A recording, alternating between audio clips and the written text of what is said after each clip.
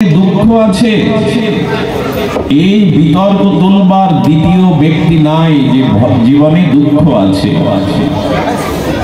এখন এই দুঃখের প্রবেশ পথ সম্পর্কেই আমাদের প্রথমে সতর্ক করেছেন ভাগবত। দুঃখটা কেন আসে, দুঃখের উৎপত্তি কোথা হতে, এবং দুঃখ কেন জীব ভোগ করবে। অমৃতস্য পুত্র, যিনি অমৃতের পুত্র, আনন্দ হতে জাত, তিনি কেন দুঃখ ভোগ করবেন? এই প্রশ্নের উত্তর আজ আমরা ভাগবতে কিঞ্চিৎ আস্বাদন করব। যে অমৃতের পুত্র হয়েও আর চির সচ্চিদানন্দ ভগবানের অংশ হয়েও আমরা কেন এই দুঃখ ত্রিতার্ধকৃত যন্ত্রণা ভোগ করব? তার মূল কারণ হল ভগবতের প্রতিপাদ্য বিষয় ভগবানের চরণ ছেড়ে ভগবানের নাম রূপ লীলা এই জাতীয় ভগবানে আমাদের চিত্ত যখন যুক্ত না হয়ে ভগবত বিস্মরণ হয়ে মায়ার দ্বারা আমরা প্রহলিকায় পড়ে যাই, তখনই দুঃখ প্রবেশ করে। একটি প্রকাণ্ড অগ্নিকুণ্ড জ্বলছে, সেই অগ্নিকুণ্ড থেকে অগ্নির একটা স্ফুলিঙ্গ যখন স্বতন্ত্রভাবে বাইরে বেরিয়ে আসে, তার অস্তিত্ব থাকে কি? বোঝা যায় কথা? আপনারা সুধীজন, জ্ঞানীজন, বিরাট অগ্নিকুণ্ড হতে একটা অগ্নির ক্ষুদ্র স্ফুলিঙ্গ যখন অগ্নিকুণ্ড থেকে বাইরে আসে, তার অস্তিত্ব থাকে কি? সে নিজেই অন্ধকার তিমিরে তার অস্তিত্ব হারিয়ে ফেলে। অগ্নিকুণ্ড থেকে অগ্নিকণা যখন স্বতন্ত্রভাবে আলাদা হয়ে যায়, তখন সে আলো দিতে পারে না, নিজেই অন্ধকারে হারিয়ে যায়।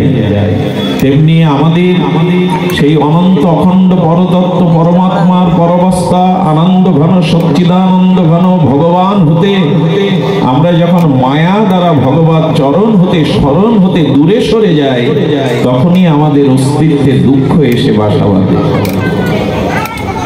ভগবত চরণ হতে স্মরণ হতে অনন্ত থেকে পরমাত্মা থেকে যখন আমরা মায়ার কবলিত হয়ে যাই, দূরে সরে আসি, তখনই আমাদের জীবনে দুঃখ আসে।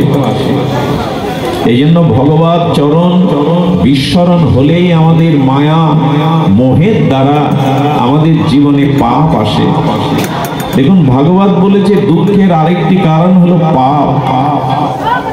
পাপ কাকে বলে? শাস্ত্র বিরুদ্ধ কর্মকেই পাপ বলে। পাপ শব্দের সরলত্ব যার দ্বারা মানুষের পতন হয়। পাপ শব্দের খুব সরলত্ব করেছেন ঋষিরা, যার দ্বারা মানুষের স্খলন হয়, পতন হয়, তাকে বলে পাপ।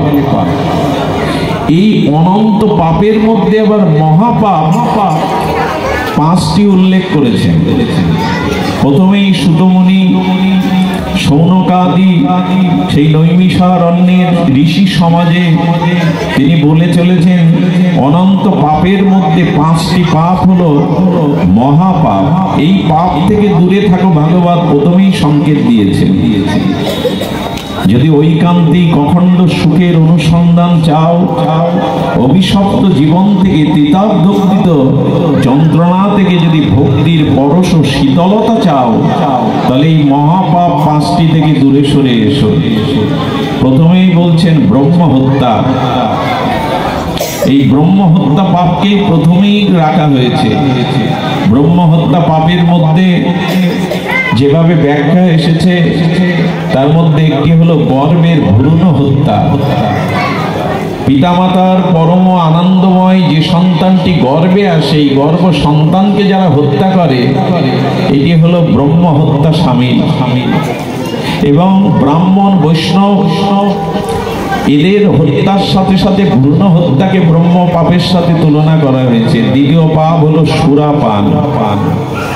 আমাদের ভাগবত শাস্ত্রে বলেছেন, গঙ্গায় যদি কেউ অবগাহন করে, পাপীর পাপ ও গঙ্গা নিয়ে নেয়। কিন্তু মদ্যপাত্র সুরাপাত্র যদি গঙ্গায় কেউ পতিত করে ফেলে দেয়, গঙ্গা সেদিন নিজেকে অপবিত্র জ্ঞান করে। সুরাপান মহাপাপ। তৃতীয় পাপ হলো স্বর্ণস্তেই। চুরি অনেক প্রকার আছে, কিন্তু সুবর্ণ বা স্বর্ণ চুরিকেই মহাপাপের মধ্যে বলা হয়েছে। চতুর্থ হলো গুরু পত্নী গমনম, আমার থেকে শ্রেষ্ঠ যিনি, গুরু যিনি, মান্য যিনি, সেই গুরুর স্ত্রী যিনি, সহধর্মিনী যিনি, তার প্রতি ব্যভিচার দৃষ্টি, ব্যভিচার ভাবনা, ব্যভিচার সম্পর্ক, এই চতুর্থ পাপ থেকে, মহাপাপ থেকে যদি কেউ মুক্ত হয়, তার জীবন পাপময়ের দ্বারা তার আত্মস্খলন, আত্মপতন আসবে না। পঞ্চম পাপ কি হলো? এই চারটি পাপ যারা করে, তাদের সঙ্গ যারা করে, তাদের সাথে ওঠা বসা যারা করে, তাদের সমর্থন যারা দেয়, এটি হলো পঞ্চম পাপ।